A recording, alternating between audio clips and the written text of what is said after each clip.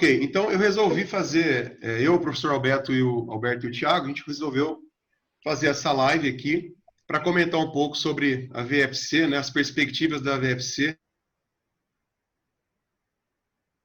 dos níveis de imunidade, e a partir disso a gente poder entender como que manter a imunidade é importante para que a gente possa ficar mais resiliente aí durante momentos de crise pandêmica igual a essa, né? Então, cuidar da VFC, já que a gente não pode fazer muita coisa para né, mexer com o vírus, vamos mexer com a nossa imunidade. Acho que esse é o caminho.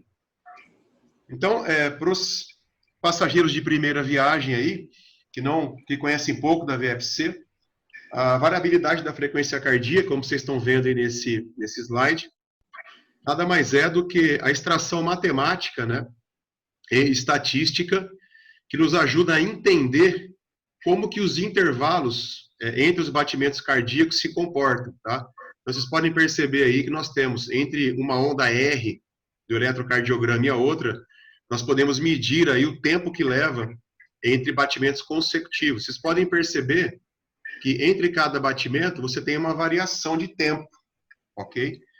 E é justamente essa variação de tempo no tacograma que nos dá uma noção de o quanto o tempo varia entre batimentos consecutivos. A gente aprendeu a entender que, em condições normais, quanto maior for quando eu digo condições normais, é assim, excluindo o fator patológico, né, pessoas que têm doenças, enfim. Mas, em situações normais, quanto maior for a variabilidade, tá, maior são os marcadores de saúde mental e física de uma pessoa. Mais resiliente é o sistema nervoso autônomo ao lidar com as estimulações que vêm do ambiente, as variações de estimulação que vêm do ambiente externo e interno, ok? E, consequentemente, quanto menor a variabilidade de uma pessoa, menor é a capacidade desse sistema nervoso autônomo reagir a essas oscilações exógenas e endógenas, ok? Então, a gente sabe que o nosso sistema nervoso autônomo ele é composto pelo ramo simpático e o parasimpático, ou seja, o simpático é o ramo que reage de modo estressante, não é? A qualquer estímulo que nos represente ameaça, ok?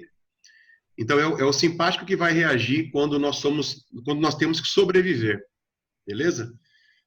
Como que ele reage? Basicamente, o ramo simpático, ele atua sobre o músculo cardíaco, aumentando a frequência cardíaca, ok? Consequentemente, diminuindo a variabilidade de tempo entre os intervalos consecutivos. Já o parasimpático, né, ou o vagal, né, o nervo vagal, ele tem a responsabilidade de, quando ele atua sobre o músculo cardíaco, né, ele vai reduzir a frequência cardíaca e, consequentemente, aumentar a variabilidade. Ou seja, é o ramo vagal que é o grande responsável pela nossa recuperação, regeneração, não é? Pela nossa capacidade de adaptar positivamente a esses estímulos, ok? Estresse. Nós estamos vivendo aí um período de muito estresse, muita insegurança, muita ansiedade por conta dessa pandemia, muito medo e insegurança por conta da perspectiva da infecção, né? E também por conta do trabalho, né? Então, todos nós que somos autônomos aí, ou trabalhamos, a gente ainda fica um pouco receoso, inseguro por conta de a gente não conseguir trabalhar como conseguia antes, não ter a facilidade de ir e vir, né? Como tínhamos antes, todo mundo está preso, em quarentena, isso estressa, isso causa o estresse. E esse estresse, lembra uma coisa, o estresse é bom, tá? Nós temos que ter a capacidade de reagir de maneira estressada a estímulos que são nocivos, ok? Isso tem a ver com a nossa sobrevivência. Porém, manter esses níveis de estresse altos por muito tempo é que é o problema, o chamado estresse crônico. É esse que invariavelmente vai atuar em cima da queda da nossa imunidade, certo? Então, vocês estão vendo esse gráfico aí que mostra uma relação do estímulo estressor. Percebam que quanto mais aumenta o estímulo estressor, não é? Maior vai ser a necessidade do nosso corpo reagir a esse estresse. E você percebe que nós temos aí duas fases distintas. Uma fase de alarme, que é essa fase verde, metade do gráfico é à esquerda, tá? Onde nós temos aí a questão... deixa eu só... fazer uma coisinha aqui. Ok. Então, a gente está vendo aqui essa fase aqui. Então, nós temos aqui nessa fase a fase de alarme ou do estresse agudo. Nós temos ativação do eixo hipotálamo hipofisário, né? Nós temos liberação de neurotransmissores como adrenalina, que nos aceleram e que ativam, que são responsáveis aqui pela chamada luta ou fuga, não é? Até que nós consigamos eliminar o vetor de estresse. Porém, se esse vetor de estresse ele não se dissipa, que é o caso agora, a gente fica aí todo no dia a dia tendo que lidar com esse estresse do Covid-19, da restrição do trabalho, enfim, dos medos, etc. Então, você vai migrando para um estágio de resistência ao estresse. Tá? Então, aqui a gente vai começar a alimentar o estresse crônico. Vocês podem perceber que vai começar aqui dentro da cascata neuroquímica do estresse, você vai ter a produção, o aumento de produção de glicocorticoides aí. E se nós não tomarmos cuidado em não administrar esses níveis de estresse, você vai encaminhar fatalmente para a fase de exaustão, não é? E justamente aqui você vai ter uma ação desses glicocorticoides em cima do nosso fator imunológico, ok? Repercutindo aqui na queda da imunidade.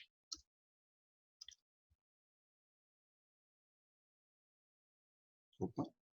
Ok.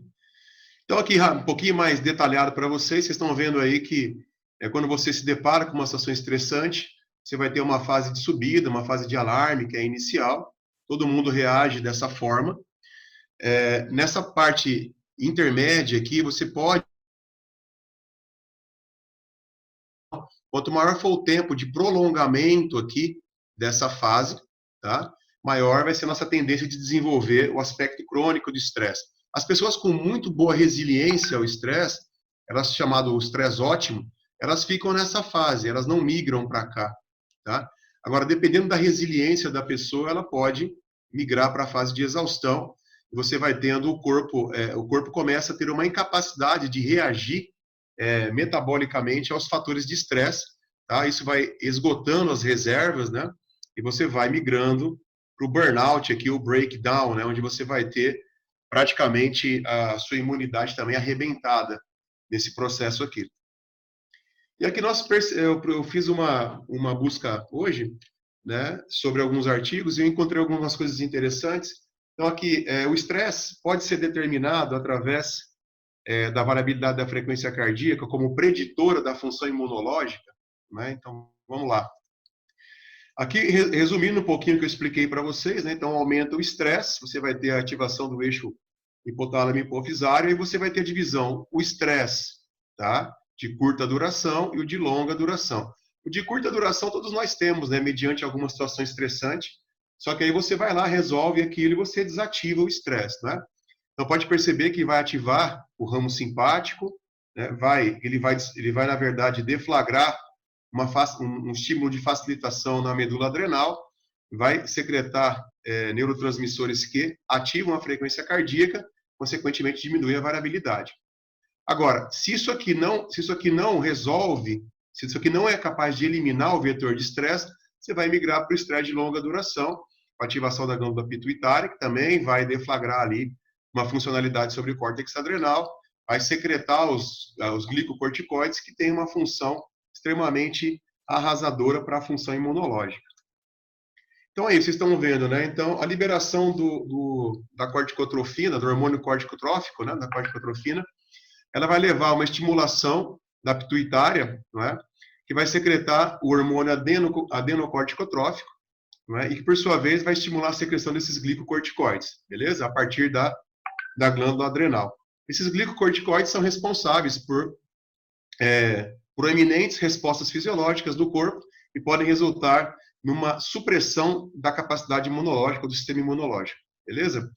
Então, você vai ter todo um comprometimento aí da função fisiológica normal e também do sistema imunológico. Durante a resposta de estresse crônico, né, como eu já disse, a secreção dos glicocorticoides afeta o equilíbrio, resultando também na supressão imunológica. Com relação à VFC, tá, como é que a gente pode, então, como nós podemos, então... Ficou chato aqui só um pouquinho. Como nós podemos, então, correlacionar marcadores da VFC com estresse e imunidade? Então, aqui vocês perceberam, tem uma variável do domínio do tempo, da VFC, chamada PNN50, que, na verdade, é a porcentagem, não é, de intervalos RR adjacentes que diferem por serem iguais ou maior do que 50 milissegundos.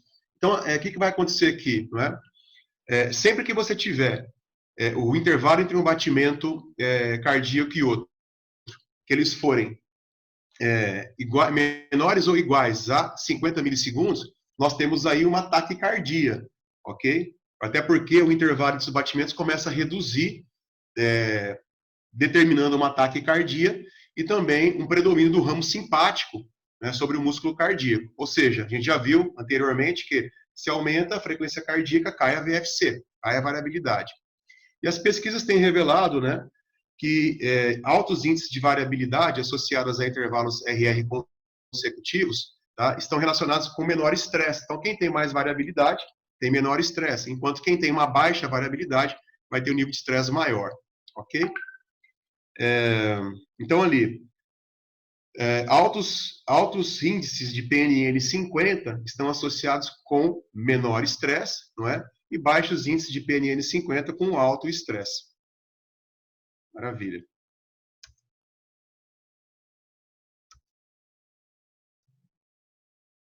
O PowerPoint está travando aqui.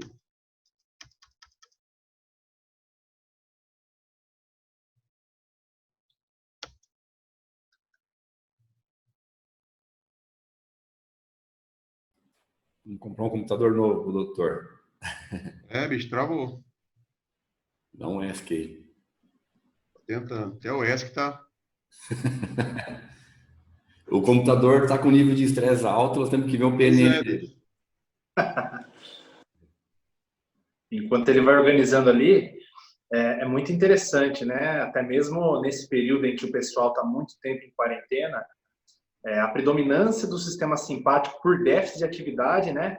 Ela tende a se levar obrigatoriamente a fazer com que o indivíduo se movimente. Quando o indivíduo não se movimenta, nós temos um acúmulo tão grande ali que acaba o indivíduo ficando extremamente estressado. Isso aí é nítido. Tenho acompanhado alguns clientes, alguns atletas, e isso é nítido de ver, e tem que ter intervenção imediata, porque senão... E o que é o legal? Cai demais. Né, Tiagão? Todos os dias você vê isso. Sim, todo dia. Não é um modo invasivo, né? Não é um modo invasivo. A pessoa vai lá, coleta, todos os dias você tem o nível de estresse dela, né? O quanto ela está sentindo. Vai lá, doutor. Exato, liberou aqui. Eu acho que... Vamos ver. Beleza, então esse aqui, gente, a gente trabalha com esse aplicativo chamado Elite HRV. Vocês estão vendo aqui uma sequência de dias, cada barra dessa verde representa a correlação com a variabilidade e a laranja com o PNN 50. Vamos prestar atenção aqui, ó, que você tem aqui praticamente 3 dias, né, de uma queda da pontuação de prontidão, ou seja, a pessoa não acordou com o melhor equilíbrio aí, não é?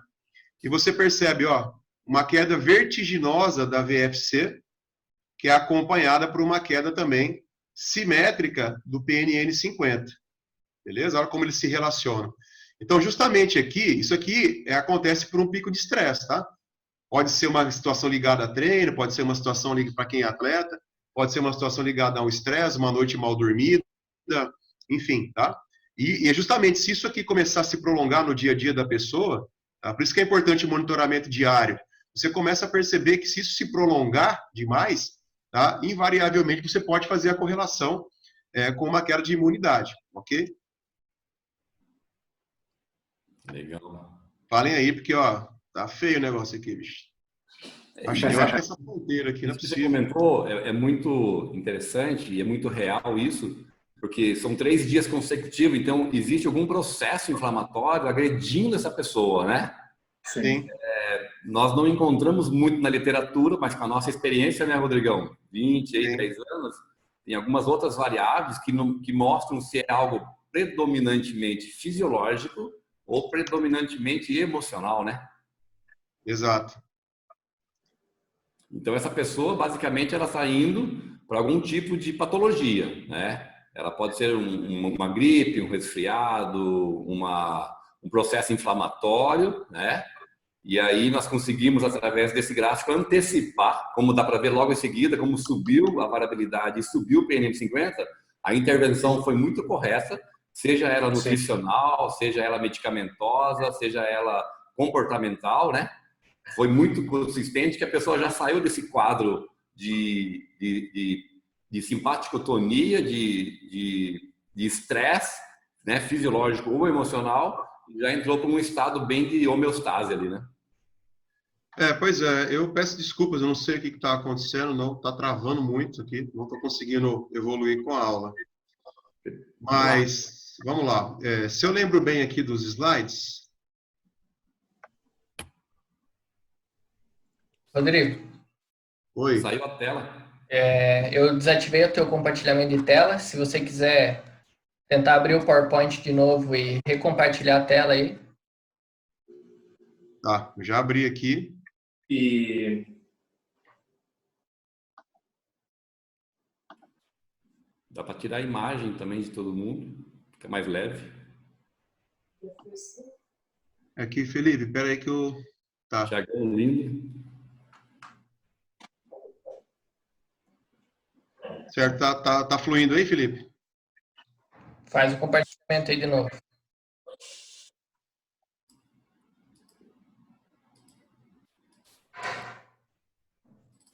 Só um instante.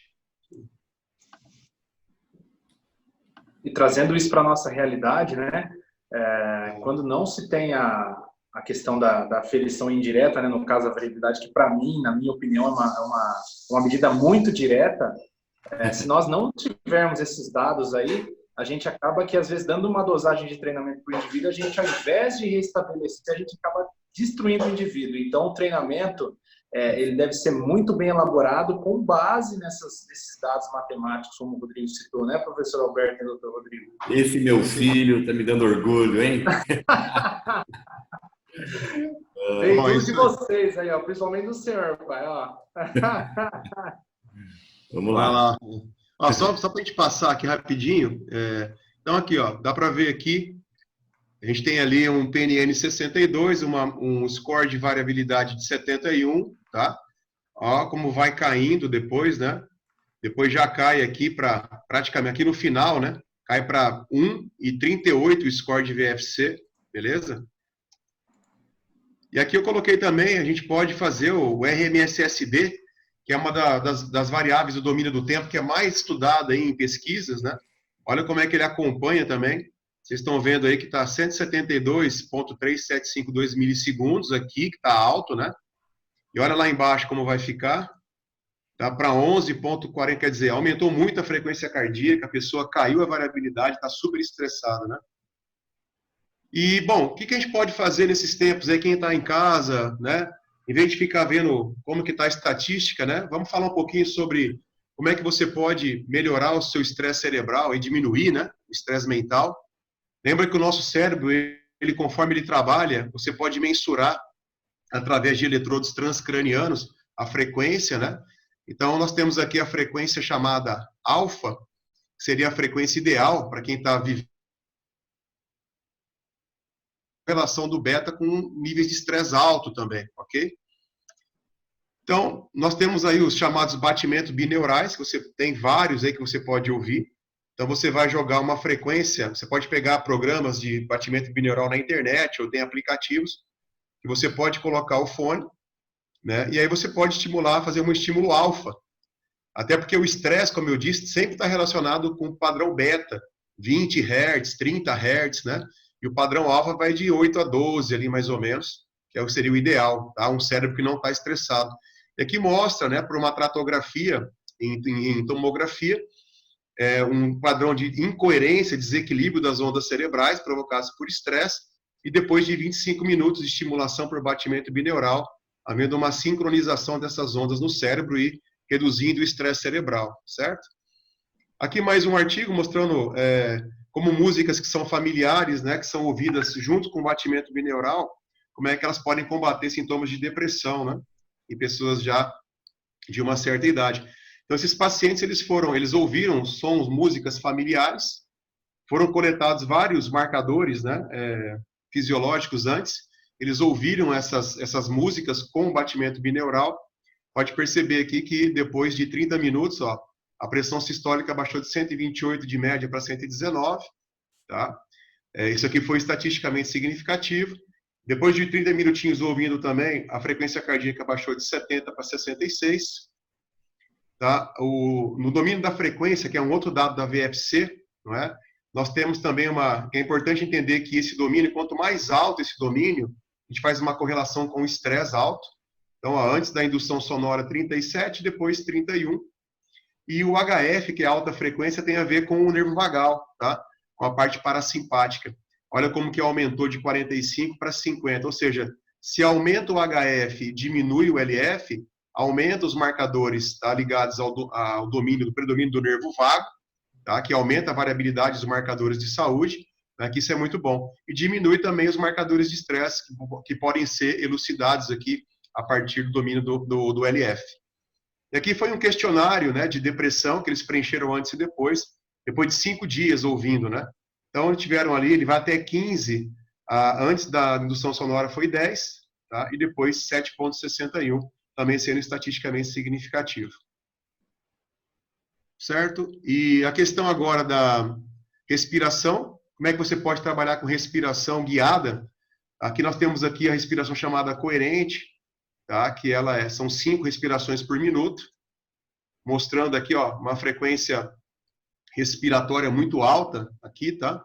Olha aqui a frequência cardíaca, 92, 30 RPM, 92 batimentos, 15 respirações por minuto, cai para 86, 7,5 respirações por minuto, cai para 83, e 5 respirações por minuto, cai para 77. Nós vimos que quanto maior for a frequência cardíaca, menor a variabilidade. Então, nós conseguimos, ao reduzir a respiração, reduzir a frequência cardíaca e também aumentar a variabilidade. Consequentemente, isso vai impactar na imunidade. Olha como que a respiração coerente, né? Como que quando a pessoa pratica uma respiração coerente, mais ou menos 5, 6 respirações por minuto, olha como é que vai ajustar, criar uma coerência da frequência cardíaca e também diminuir a pressão arterial, tá? E aqui, como que a respiração pode ajudar também a combater níveis de estresse e também ajudar na tomada de decisões. Então, foram testados aqui 2 grupos. Um grupo respirou puxando o ar em 5 segundos, fazendo uma apneia de 2 e soltando em 5. E outro grupo puxou o ar em 5 segundos, né, manteve 2 segundos de apneia e soltou em 7. Eles foram comparados com relação a níveis de estresse, antes e depois. E aqui esses marcadores de estresse. Depois que essas pessoas fizeram as respirações, tá, os 2 tipos que eu mostrei anteriormente, foram submetidas a estresse. Tá? Pode perceber que o grupo que respirou, olha como que ele reagiu de uma maneira mais tranquila aos vetores de estresse, e o controle não. Ok? Então, nós percebemos aqui que essa questão dos padrões respiratórios, eles aumentaram os parâmetros da VFC, exceto o HF. Tá? E também nós percebemos que aquele padrão de respiração que você solta o ar em 7 segundos, que ele é mais assimétrico, ele foi, inclusive, mais eficiente do que o padrão simétrico. Até porque quem controla a expiração é o vagal, não é? Então, quanto mais você prolongar o tempo expiratório, mais estímulo vagal você dá, maior a tendência de você melhorar a sua variabilidade, consequentemente, seus marcadores de saúde e imunidade, certo? É isso, nós estamos com o tempo praticamente acabando, né? E se vocês concordarem, a gente faz uma ligação aqui e finalizamos. Beleza, pessoal? Beto, Thiago? Hoje mesmo, assim, que eu tenho atendido bastante atleta de alto rendimento e pessoas que buscam qualidade de vida, hoje a prescrição do treinamento em si é baseado na variabilidade, né? Hoje a gente já tem um cronograma muito bem elaborado, determinando as cargas dependentes da prontidão do cliente ou do atleta. Então, isso nos ajuda muito e a gente consegue manter os níveis do sistema nervoso sempre adequados, os níveis imunes muito bons, porque a gente sabe que o treinamento em si ele é extremamente catabólico, é um agente estressor ali, né? Então, manter esses níveis adequados, o anabolismo pós-treino, pós-exercício, faz toda a diferença para essa questão imune, né, doutor Rodrigo? Com certeza. Até a gente sabe também que, no caso do esporte de alto rendimento, né, Eu até ia colocar nessa aula, eu acabei esquecendo, mas eu achei esses dias estava lendo um artigo mostrando, é claro que foi na verdade um caso clínico, né, de um atleta que foi para altitude, e eles conseguiram, e eles criaram, né, uma sistemática deles, porque eles acompanham o atleta no dia a dia, eles passam a conhecer essa individualidade do atleta, né? Então eles criaram um critério, né, de praticamente eles conseguem perceber quando o atleta vai sofrer uma infecção viral, no caso a gripe, né, com 3, 4 dias de antecedência. Perfeito. Então esse artigo mostrou muito isso, que 3, 4 dias de antecedência eles já estavam entendendo que poderia ser feita uma correlação com o que era de imunidade, e esse atleta poderia desenvolver qualquer tipo de afecção, aí no caso desenvolver uma gripe, um resfriado, né?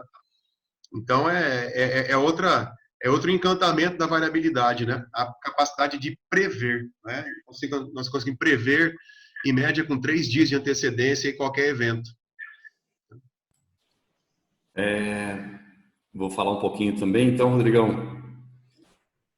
Hoje, depois que qualquer profissional da área da saúde domina essa ferramenta, ela percebe que não existe mais o achismo, né? A prescrição e o controle do que foi prescrito, seja um tratamento, como eu tenho uma assessoria esportiva e também de saúde, onde tem endocrinologista, nutricionista, bioquímico, educadores físicos, é impossível trabalhar sem a variabilidade. O porquê? Nós fizemos uma ação, seja ela nutricional, exercício ou medicamentosa, através do médico, e no mesmo instante pedimos para a pessoa coletar a variabilidade e nós vemos toda a ação dessa prescrição, né? Então, no caso da nutrição, nosso nutricionista resolve baixar um pouquinho o carboidrato, enfim, qual for a intervenção, no outro dia nós já sabemos se isso foi benéfico ou foi maléfico. O profissional, quando ele trabalha com isso, ele não consegue mais ficar sem isso, sabe? Eu realmente, hoje eu fico perdido e quando um profissional, o professor Tiago fez uma live com um nutricionista muito bom semana passada e houve uma pergunta entre qual é o intervalo entre 2 sessões de treino no dia, né? E a literatura diz que entre 6 a 8 horas é o suficiente, né? Mas isso é um estudo. A variabilidade, ela dá a individualidade. Então, a pessoa acabou de treinar, eu já fiz isso com vários atletas, e a cada hora ela mensura a variabilidade dela. E nós sabemos o momento certo para ela voltar para o treino, sabe? Com total precisão. Algumas se recuperam muito mais rápido, em 2, 3 horas, outras em 5, 6 horas, e as outras nem se recuperam. E não existe a segunda sessão de treino. Uma ação medicamentosa é a mesma coisa, né?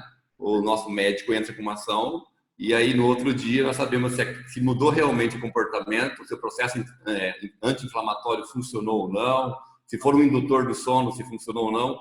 Então, sai a questão de ficar muito na questão baseado em estudos em grande escala, que já são comprovados, mas a variabilidade traz isso para algo minucioso, individual e de controle total e absoluto daquilo que você está fazendo.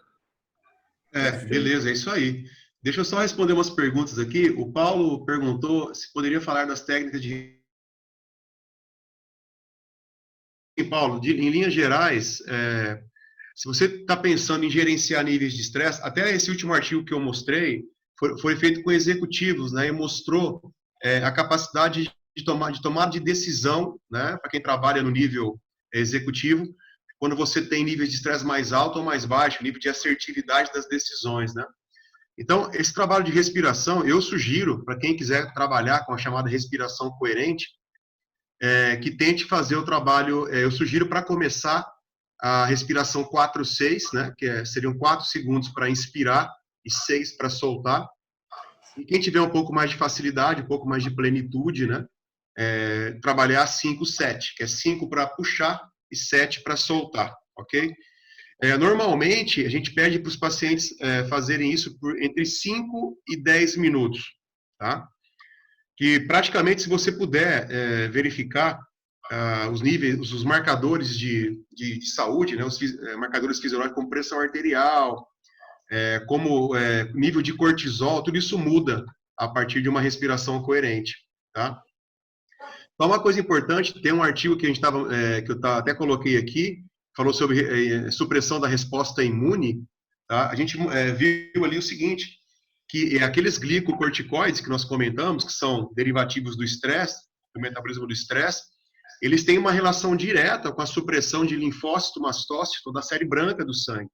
Tá? Isso foi feito um estudo em que esses pacientes eles ficaram de frente num computador, olhando uma imagem, uma paisagem do céu, tranquilo, ouvindo um som relaxante, ficaram por 5 minutos ali para voltar os níveis do estresse para o basal e fizeram uma coleta de sangue na sequência, não é?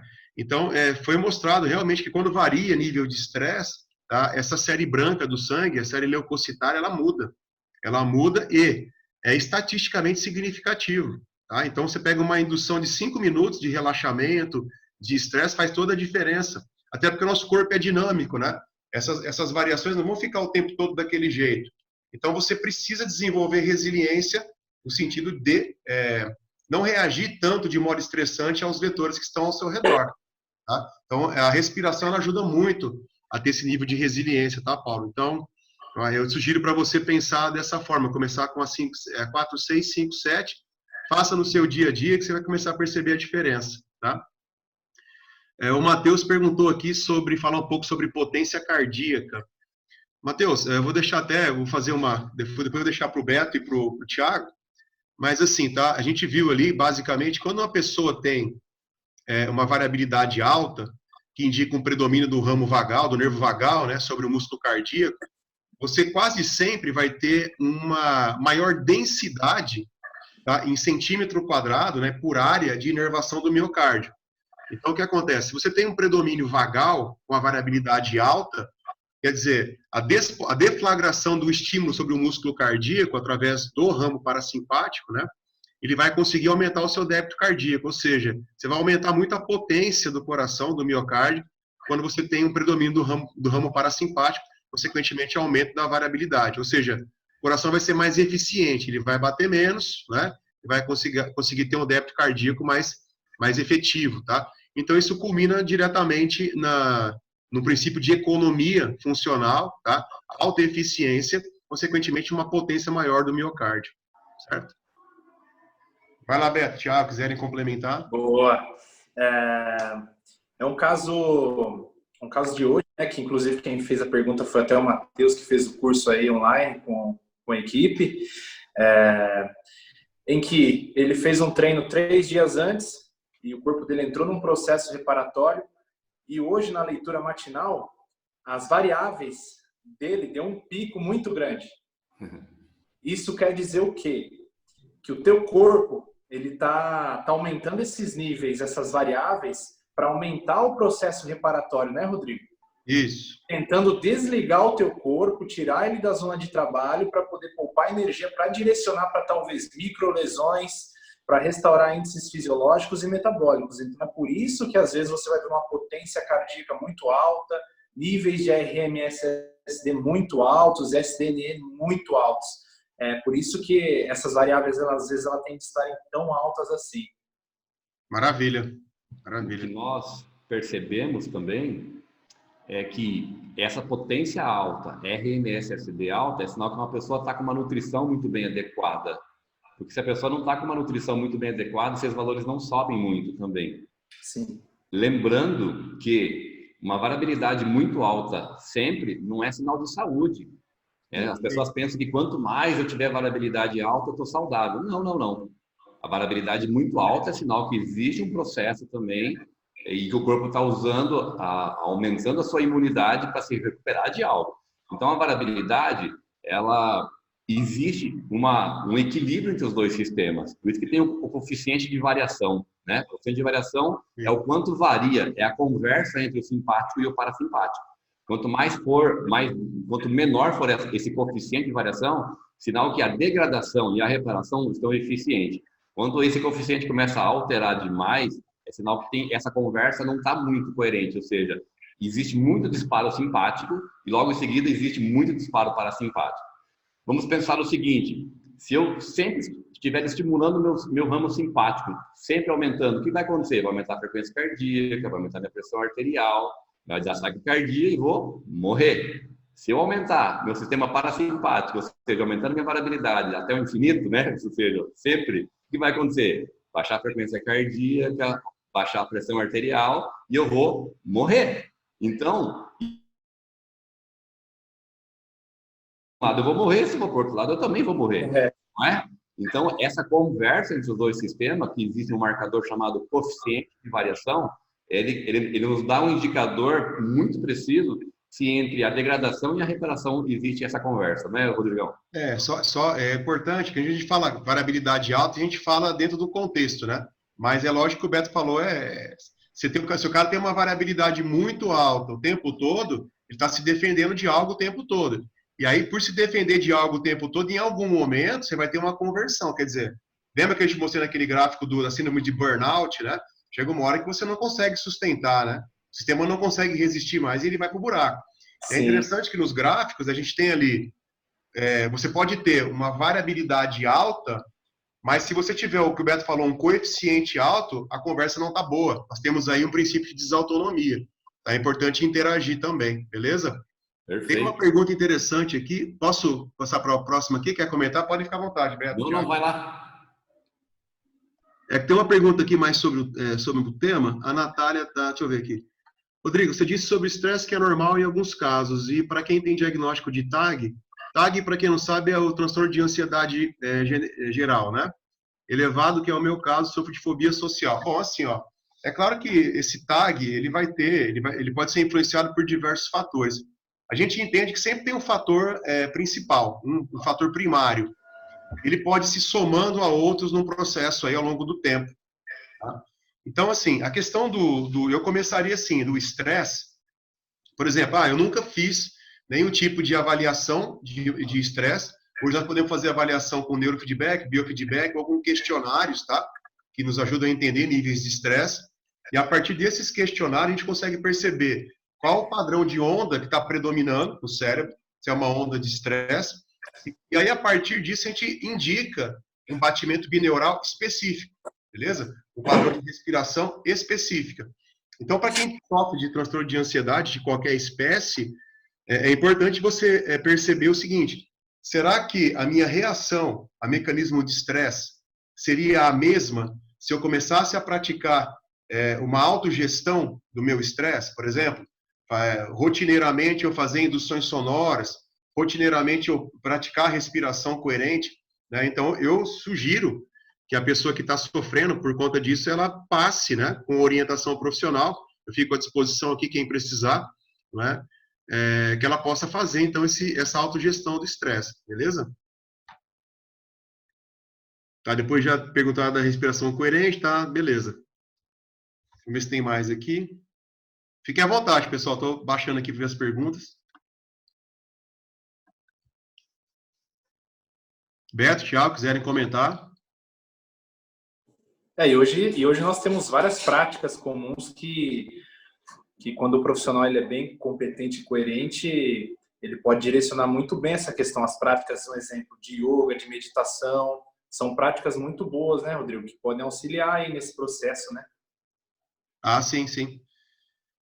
A gente fala aqui, pessoal, sobre respiração guiada, fala sobre batimento bineural, sobre essas questões, mas é que eu falei, isso não existe um único tipo, né? A gente tem que testar para cada pessoa.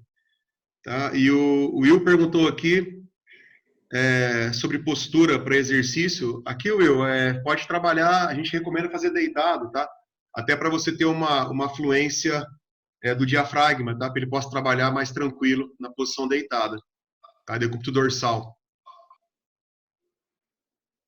E o interessante é que no próprio Elite HRV, no momento em que você vai fazer as leituras, as prontidões da manhã, você pode regular lá nas opções, nas configurações, os tempos de inspiração e expiração. Aí, durante a leitura, ele vai mostrando o ritmo correto para você seguir.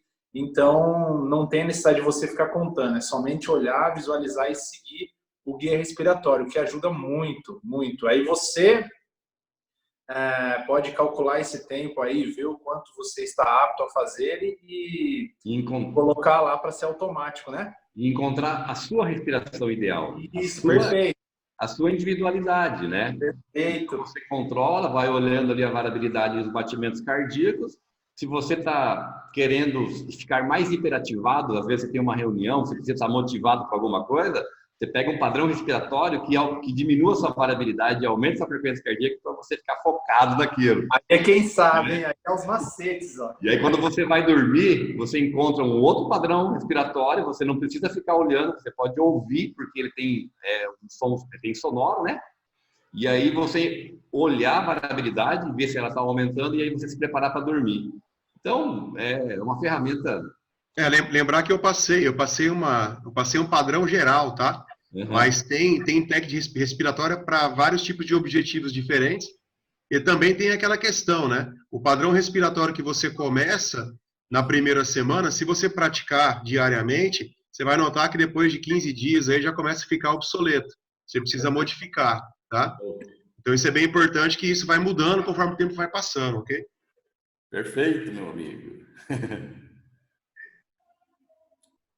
Vamos Mais alguma pergunta? Vamos ver aqui. Agradecer aí meus amigos que estão... agradecer a todos, né? Mas Suelen, Thaí, Natália, professora Daniel, mas a todos vocês, a Denise, enfim, todos que estão aí. Agradecer também a todos aí que estão aí esse horário, né? Acompanhando aí, nos ouvindo o que a variabilidade tem a dizer. Eu também queria agradecer a todos. Já vínhamos conversando, eu, o Thiago e o Beto, sobre a vontade que a gente tem de manter esse bate-papo, né? Regularmente, talvez uma vez por semana, mas a cada 15 dias. Inclusive, se vocês quiserem sugerir temas sobre a VFC, fiquem à vontade também. Tá? Inclusive... que é importante também... Oi, Beto, pode falar. Inclusive, tem muitas pessoas que eu estou vendo aqui que estão fazendo curso, e daí dá para trocar uma ideia, dar a voz para vocês e tirar dúvida, pegar um caso de vocês, né? Pega um caso de vocês e nós vamos auxiliando, interpretar um pouquinho esses valores, né, Suelen? Isso aí, ó. Então, a gente vai tentar manter, até faço o convite para vocês, quem quiser se manter no grupo que a gente criou hoje do WhatsApp, podem se manter lá, tá? Quem quiser sair, fique à vontade, mas quem quiser continuar, a gente sabe que grupo é complicado, mas fica mais fácil subsidiar as informações ali para quem quiser continuar conversando com a gente sobre VFC. Quem quiser convidar outras pessoas também para participar, fiquem à vontade. A gente quer que a VFC cresça, né? A gente é apaixonado por ela, sabe da importância dela, e quanto mais pessoas se interessarem, melhor, tá? Tem mais pergunta ali no chat, Rodrigão. Só um pouquinho, deixa eu ver aqui. Falando da Suelen, é a primeira nutricionista a implantar a variabilidade no seu consultório, né, Suelen? Quebrando a cabeça. Tá, vamos ver aqui. Existem padrões para atletas durante as competições? Will, depois você me explica melhor, padrão do quê? Da respiração? Tá? Da respiração, né? Sim, tá. A gente tem que, às vezes, nós temos padrões de respiração que servem para a pessoa estar um pouco mais atenta, né? Então, a gente vai trabalhar com algumas linhas que você aumenta um pouco a frequência, né? E você cria, na verdade, ali o chamado euestresse, estado de euestresse, que é um estresse bom, deixa a pessoa ligada, ativada, ela deixa a pessoa mais reativa, tá? Mais ligadona. E aí depois a gente pode conversar. O Will é um grande amigo virtual, a gente não se conhece pessoalmente ainda, legal. Mas ele é brasileiro, mas está na Argentina agora. Ele foi fisioterapeuta do Olímpia, do Paraguai, do Cerro Porteño, está no São Lourenço da Argentina agora. Um grande amigo, a gente está conversando muito sobre variabilidade. Então você pode me chamar lá que a gente conversa, viu, Will? Fica à vontade. Legal. Deixa eu ver aqui. Paulo, alguma estratégia para respiração para pré-prova ou por conta de ansiedade, né? Lembra aqui, Paulo, que a gente viu ali que a respiração, ela te deixa um pouco mais... se você conseguir ter uma respiração para se acalmar, não é? Seria essa 5-7, 4-6. Até a questão de tomada de decisão, você tem uma capacidade mais limpa de reagir, vamos dizer assim, tá? Porque se você tiver com vetor de estresse elevado, os seus órgãos neurosensoriais, órgãos dos sentidos, visão, audição, às vezes é por uma largada, um tiro de partida, alguma coisa, você pode ter um pouco de dificuldade, o tempo de reação pode não ser o melhor. A gente teria que testar se você reage melhor, por exemplo, a uma respiração que te acalma ou uma que te ativa mais, tá? E a partir disso a gente definir um padrão para você, beleza? Vamos ver aqui. Preciso sair. Ana Maria, tal. Beleza, Ana? A Ana trabalha com autismo também, um trabalho muito bonito que ela faz. Vou dormir.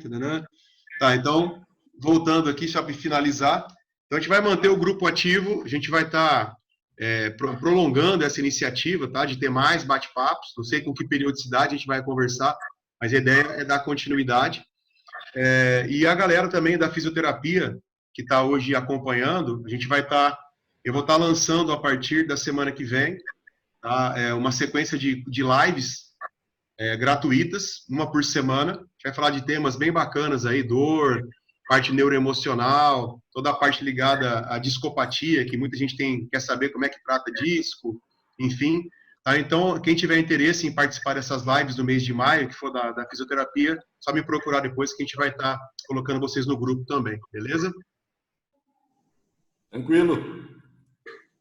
Sempre muito bom falar com você, doutor. Meus amigos, muito obrigado aí, Beto, Tiagão, parceiros de sempre aí, pessoal que assistiu, Claudinha, grande amiga também lá de Portugal, está assistindo a gente também aí, trabalhamos junto no movimento paralímpico aí, ela ainda está trabalhando com a delegação portuguesa. É um sacrifício, né? Acho que 2 da manhã já está aqui prestigiando a gente, obrigadão mesmo, abraço a todos os nossos amigos daí, e a todos que valeu a pena.